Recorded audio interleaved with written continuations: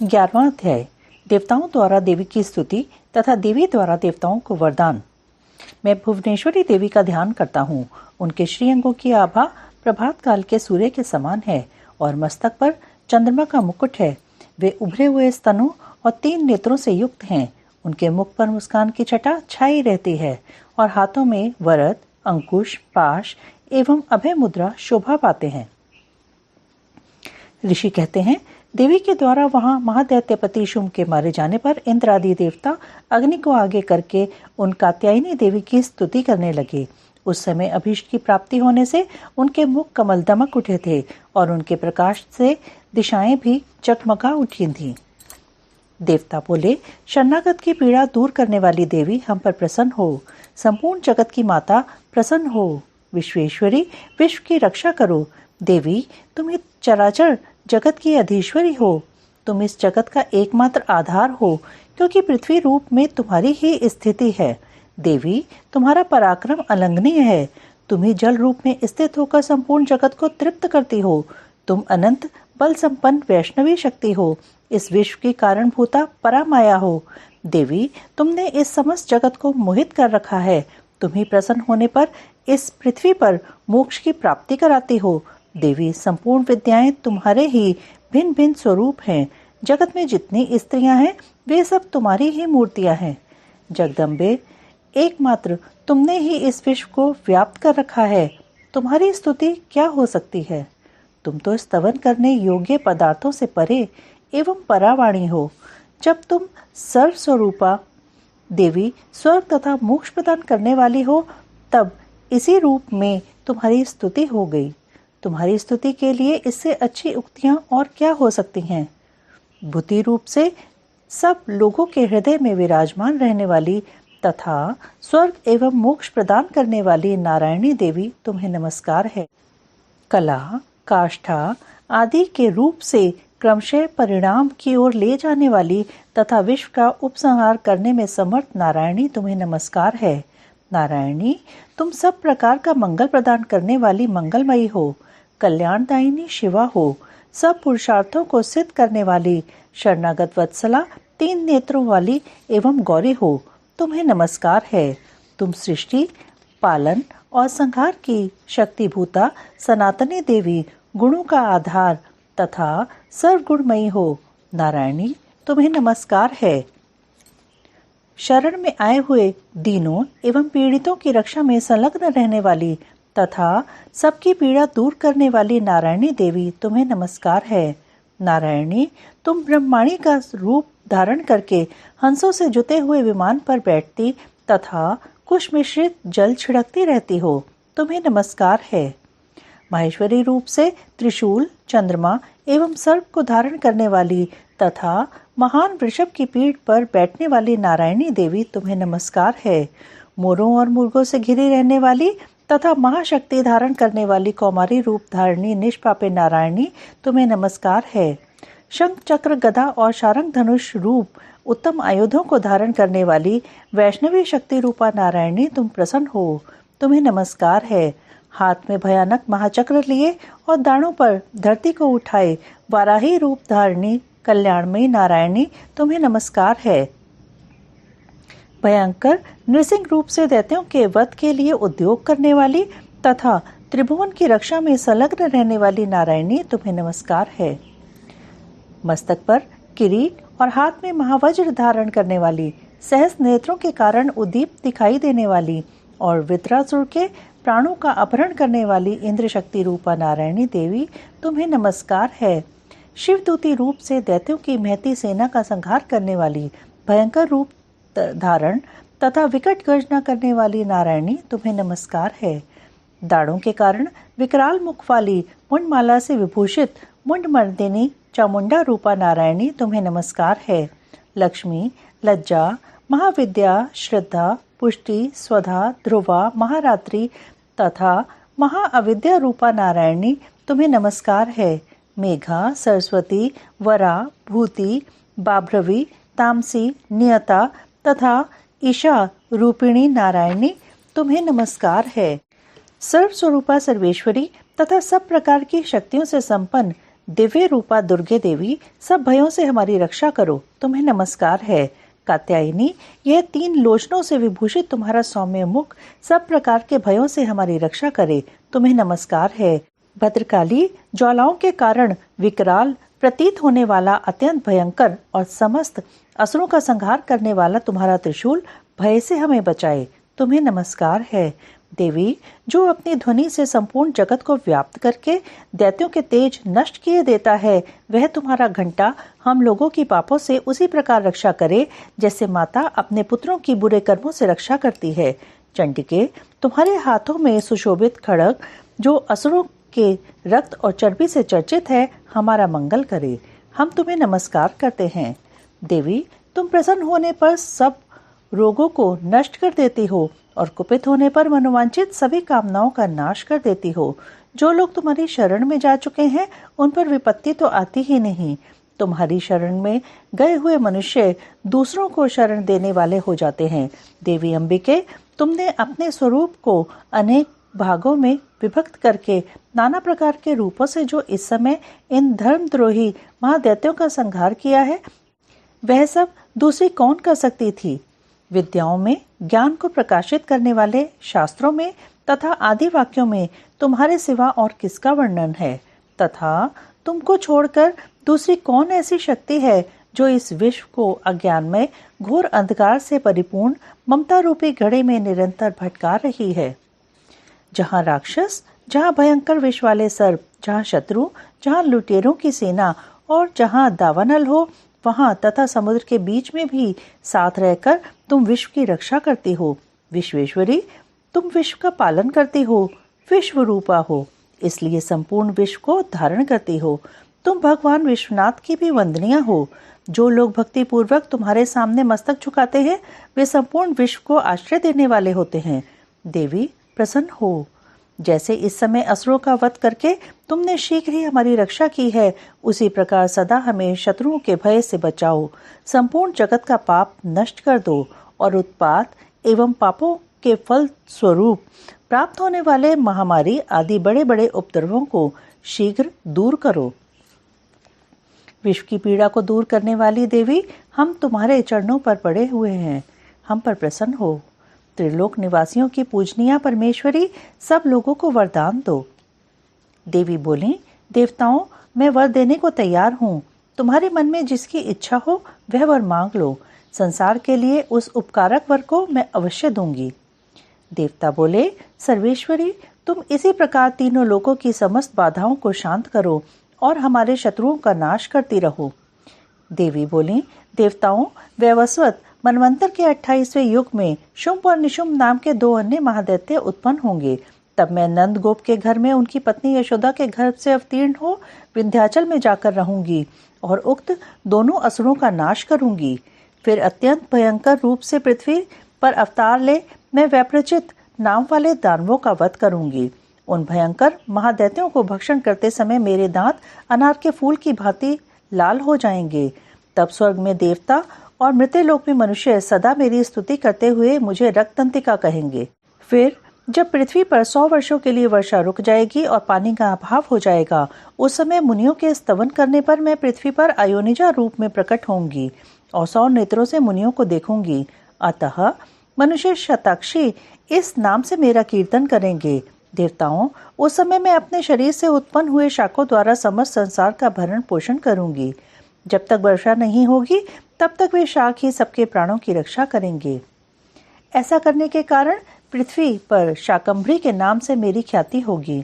उसी अवतार में मैं दुर्गम नामक महादैत्य का वध भी करूंगी। इससे मेरा नाम दुर्गा देवी के रूप में प्रसिद्ध होगा। फिर मैं जब भीम रूप धारण करके मुनियों की रक्षा के लिए हिमालय पर रहने वाले राक्षसों का भक्षण करूंगी, उस समय सब मुनि भक्ति से नतमस्तक होकर मेरी स्तुति करेंगे। तब मेरा नाम भीमा देवी के रूप में विख्यात होगा। जब अरुण नामक दैत्य तीनों लोकों में भारी उपद्रव कर मचाएगा, तब मैं तीनों लोकों का हित करने के लिए 6 पैरों वाले असंख्य भ्रमरों का रूप धारण करके उस महादैत्य का वध करूंगी। उसी समय सब लोग भ्रामरी के नाम से चारों ओर मेरी स्तुति करेंगे। इस प्रकार जब जब संसार में दानवी बाधा उपस्थित होगी, तब तब अवतार लेकर मैं शत्रुओं का संहार करूंगी। इस प्रकार श्री मार्कंडेय पुराण में सावर्णिक मनवंतर की कथा के अंतर्गत देवी महात्म्य में देवी स्तुति नामक 11वां अध्याय पूरा हुआ। 12वां अध्याय देवी चरित्र के पाठ का महात्म्य। मैं 3 नेत्रों वाली दुर्गा देवी का ध्यान करता हूँ। उनके 6 अंगों की प्रभा बिजली के समान है। वे सिंह के कंधे पर बैठी हुई भयंकर प्रतीत होती हैं। हाथों में तलवार और ढाल लिए अनेक कन्याएं उनकी सेवा में खड़ी हैं। वे अपने हाथों में चक्र, गदा, तलवार, ढाल, बाण, धनुष, पाश और तर्जनी मुद्रा धारण किए हुए हैं। उनका स्वरूप अग्निमय है तथा वे माथे पर चंद्रमा का मुकुट धारण करती हैं। देवी बोली, देवताओं, जो एकाग्रचित होकर प्रतिदिन इन स्तुतियों से मेरा स्तवन करेगा, उसकी सारी बाधा मैं निश्चय ही दूर कर दूंगी। जो मधुकैटभ का नाश, महिषासुर का वध तथा शुम्भ के संहार के प्रसंग का पाठ करेंगे तथा अष्टमी, चतुर्दशी और नवमी को भी जो एकाग्रचित हो भक्ति पूर्वक मेरे उत्तम महात्म्य का श्रवण करेंगे, उन्हें कोई पाप नहीं छू सकेगा। उन पर पाप जनित आपत्तियां भी नहीं आएंगी। उनके घर में कभी दरिद्रता नहीं होगी तथा उनको कभी प्रेमी जनों के विछोह का कष्ट भी नहीं भोगना पड़ेगा। इतना ही नहीं, उन्हें शत्रु से, लुटेरों से, राजा से, शस्त्र से, अग्नि से तथा जल की राशि से भी कभी भय नहीं होगा। इसलिए सबको एकाग्रचित होकर भक्ति पूर्वक मेरे इस महात्म्य को सदा पढ़ना और सुनना चाहिए। यह परम कल्याणकारक है। मेरा महात्म्य महामारी जनित समस्त उपद्रवों तथा आध्यात्मिक आदि तीनों प्रकार के उत्पातों को शांत करने वाला है। मेरे जिस मंदिर में प्रतिदिन विधि पूर्वक मेरे इस महात्म्य का पाठ किया जाता है, उस स्थान को मैं कभी नहीं छोड़ती। वहाँ सदा मेरा सन्निधान बना रहता है। बलिदान, पूजा, होम तथा महोत्सव के अवसरों पर मेरे इस चरित्र का पूरा पाठ और श्रवण करना चाहिए। ऐसा करने पर मनुष्य विधि को जानकर या बिना जाने भी मेरे लिए जो बलि, पूजा या होम आदि करेगा, उसे मैं बड़ी प्रसन्नता के साथ ग्रहण करूंगी। शरद काल में जो वार्षिक महापूजा की जाती है, उस अवसर पर जो मेरे इस महात्म्य को भक्ति पूर्वक सुनेगा, वह मनुष्य मेरे प्रसाद से सब बाधाओं से मुक्त तथा धन, धान्य एवं पुत्र से संपन्न होगा। इसमें तनिक भी संदेह नहीं है। मेरे इस महात्म्य, मेरे प्रादुर्भाव की सुंदर कथाएं तथा युद्ध में किए हुए मेरे पराक्रम सुनने से मनुष्य निर्भय हो जाता है। मेरे महात्म्य का श्रवण करने वाले पुरुषों के शत्रु नष्ट हो जाते हैं। उन्हें कल्याण की प्राप्ति होती है तथा उनका कुल आनंदित रहता है। सर्वत्र शांति कर्म में बुरे स्वप्न दिखाई देने पर तथा ग्रह जनित भयंकर पीड़ा उपस्थित होने पर मेरा महात्म्य श्रवण करना चाहिए। इससे सब विघ्न तथा भयंकर ग्रह पीड़ाएं शांत हो जाती हैं और मनुष्यों द्वारा देखा हुआ दुःस्वप्न शुभ स्वप्न में परिवर्तित हो जाता है।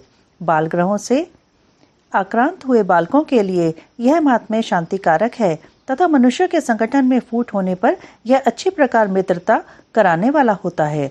यह महात्म्य समस्त दुराचारियों के बल का नाश करने वाला है। इसके पाठ मात्र से राक्षसों, भूतों और पिशाचों का नाश हो जाता है। मेरा यह सब महात्म्य मेरे सामीप्य की प्राप्ति कराने वाला है। पशु, पुष्प, अर्घ, धूप, दीप, गंध आदि उत्तम सामग्रियों द्वारा पूजन करने से, ब्राह्मणों को भोजन कराने, होम करने से, प्रतिदिन अभिषेक करने से, नाना प्रकार के अन्य भोगों का अर्पण करने से तथा दान देने आदि से 1 वर्ष तक जो मेरी आराधना की जाती है और उससे मुझे जितनी प्रसन्नता होती है, उतनी प्रसन्नता मेरे इस उत्तम चरित्र का एक बार श्रवण करने मात्र से हो जाती है। यह महात्म्य श्रवण करने पर पापों को हर लेता और आरोग्य प्रदान करता है। मेरे प्रादुर्भाव का कीर्तन समस्त भूतों से रक्षा करता है तथा मेरा युद्ध विषयक चरित्र दुष्ट दैत्यों का संहार करने वाला है। इसके श्रवण करने पर मनुष्यों को शत्रु का भय नहीं रहता। देवताओं, तुमने और ब्रह्म ऋषियों ने जो मेरी स्तुतियां की हैं तथा ब्रह्मा जी ने जो स्तुतियां की हैं, वे सभी कल्याणमय बुद्धि प्रदान करती हैं। वन में, सूने मार्ग में अथवा दावानल से घिर जाने पर, निर्जन स्थान में, लुटेरों के दाव में पड़ जाने पर या शत्रुओं से पकड़े जाने पर अथवा जंगल में सिंह, व्याघ्र या जंगली हाथियों का पीछा करने पर, कुपित राजा के आदेश से वध या बंधन के स्थान में ले जाए जाने पर अथवा महासागर में नाव पर बैठने के बाद भारी तूफान से नाव के डगमग होने पर और अत्यंत भयंकर युद्ध में शस्त्रों का प्रहार होने पर अथवा वेदना से पीड़ित होने पर कि बहुना सभी भयानक बाधाओं के उपस्थित होने पर जो मेरे इस चरित्र का स्मरण करता है वह मनुष्य संकट से मुक्त हो जाता है। मेरे प्रभाव से सिंह आदि हिंसक जंतु नष्ट हो जाते हैं तथा लुटेरे और शत्रु भी मेरे चरित्र का स्मरण करने वाले पुरुष से दूर भागते हैं। ऋषि कहते हैं, यूं कहकर प्रचंड पराक्रम वाली भगवती चंडिका सब देवताओं के देखते देखते वहीं अंतर्ध्यान हो गईं। फिर समस्त देवता भी शत्रुओं के मारे जाने से निर्भय हो पहले की भांति यज्ञभाग का उपभोग करते हुए अपने अपने अधिकार का पालन करने लगे।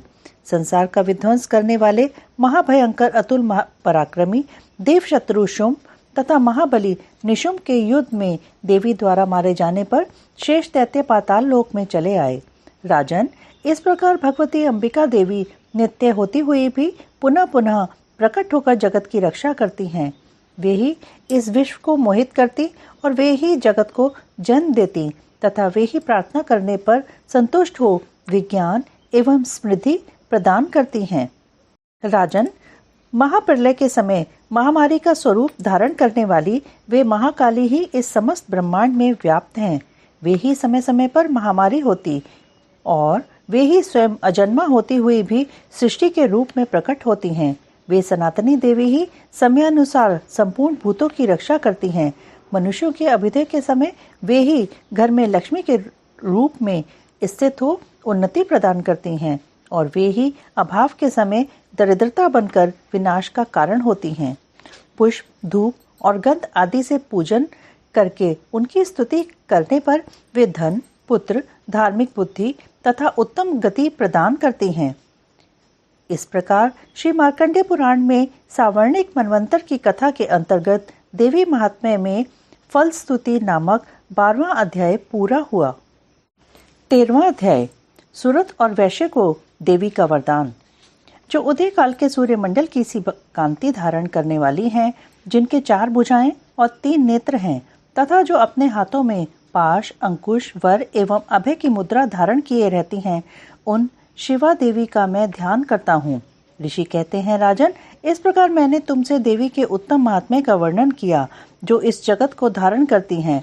उन देवी का ऐसा ही प्रभाव है, वे ही विद्या उत्पन्न करती हैं।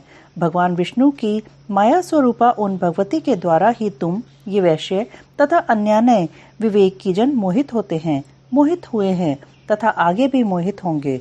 महाराज, तुम उन्हीं परमेश्वरी की शरण में जाओ। आराधना करने पर वे ही मनुष्यों को भोग, स्वर्ग तथा मोक्ष प्रदान करती हैं। मार्कंडेय जी कहते हैं, क्रौष्टुकी जी मेघा मुनि के ये वचन सुनकर राजा सूरत ने उत्तम व्रत का पालन करने वाले उन महाभाग महर्षि को प्रणाम किया। वे अत्यंत ममता और राज्यपहरण से बहुत खिन्न हो चुके थे।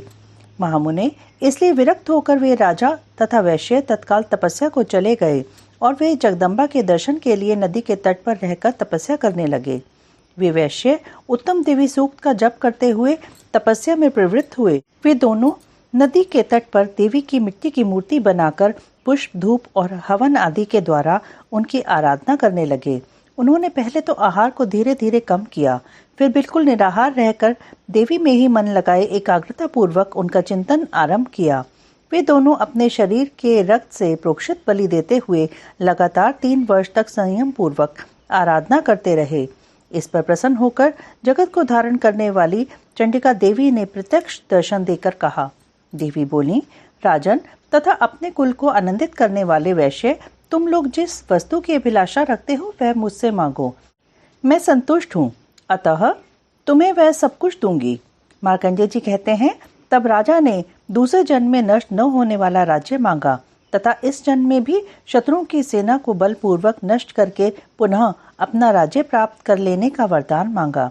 वैश्य का चित्त संसार की ओर से खिन्न एवं विरक्त हो चुका था और वे बड़े बुद्धिमान थे, अतः उस समय उन्होंने तो ममता और अहंता रूप आसक्ति का नाश करने वाला ज्ञान मांगा। देवी बोली, राजन, तुम थोड़े ही दिनों में शत्रुओं को मारकर अपना राज्य प्राप्त कर लोगे। अब वहाँ तुम्हारा राज्य स्थिर रहेगा। फिर मृत्यु के पश्चात तुम भगवान विवस्वान के अंश से जन्म लेकर इस पृथ्वी पर सावर्णिक मनु के नाम से विख्यात होगे। वैश्यवर्य, तुमने भी जिस वर को मुझसे प्राप्त करने की इच्छा की है उसे देती हूँ।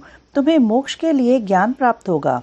मार्कंडेय जी कहते हैं, इस प्रकार उन दोनों को मनवांछित वर देकर तथा उनके द्वारा भक्ति पूर्वक अपनी स्तुति सुनकर देवी अंबिका तत्काल अंतर्ध्यान हो गईं।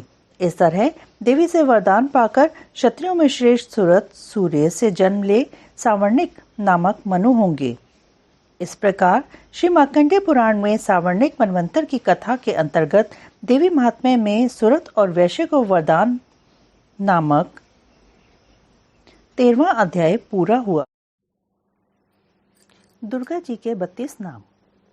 दुर्गा, दुर्गार्ति शमनी, दुर्गा पदवी निवारिणी, दुर्ग मच्छेदिनी, दुर्ग साधिनी, दुर्ग नाशिनी, दुर्ग तो धारिणी, दुर्ग निहंत्री, दुर्ग मापहा, दुर्मज्ञानदा, दुर्ग दैत्य लोक दवानरा, दुर्गमा, दुर्गमा लोका, दुर्गमात स्वरूपिणी, दुर्ग मार्गप्रदा, दुर्गम विद्या, दुर्गमाश्रिता, दुर्गम ज्ञान संस्थाना, दुर्ग मध्यान भासिनी, दुर्ग मोहा, दुर्ग मगा, दुर्ग मार्ग स्वरूपिणी, दुर्ग मासुर संहंत्री, दुर्ग मायुद्धारिणी, दुर्ग मांगी, दुर्ग मता, दुर्गम्या, दुर्गमेश्वरी, दुर्ग भीमा, दुर्ग भामा, दुर्ग पा, दुर्ग दारिणी। परमेश्वरी, मेरे द्वारा रात दिन सहस्त्रों अपराध होते हैं। यह मेरा दास है, यूं समझकर मेरे उन अपराधों को तुम कृपा पूर्वक क्षमा करो। परमेश्वरी, मैं आवाहन नहीं जानती, विसर्जन करना नहीं जानती तथा पूजा करने का ढंग भी नहीं जानती, क्षमा करो। देवी सुरेश्वरी, मैंने जो मंत्रहीन, क्रियाहीन और भक्तिहीन पूजन किया है वह सब आपकी कृपा से पूर्ण हो। सैकड़ों अपराध करके भी जो तुम्हारी शरण में जा जगदम्बे कहकर पुकारता है उसे वह गति प्राप्त होती है जो ब्रह्मादि देवताओं के लिए भी सुलभ नहीं है। जगदम्बिके, मैं अपराधी हूँ किंतु तुम्हारी शरण में आई हूँ। इस समय दया की पात्र हूँ, तुम जैसा चाहो करो। देवी परमेश्वरी, अज्ञान से, भूल से अथवा बुद्धि भ्रांत होने के कारण मैंने जो न्यूनता या अधिकता कर दी हो वह सब क्षमा करो और प्रसन्न हो। सच्चिदानंद स्वरूप परमेश्वरी, जगन माता कामेश्वरी, तुम प्रेम पूर्वक मेरी यह पूजा स्वीकार करो और मुझ पर प्रसन्न रहो। देवी सुरेश्वरी, तुम गोपनीय से भी गोपनीय वस्तु की रक्षा करने वाली हो। मेरे निवेदन किए हुए इस जप को ग्रहण करो, तुम्हारी कृपा से मुझे सिद्धि प्राप्त हो। श्री दुर्गा सप्तशती संपूर्ण।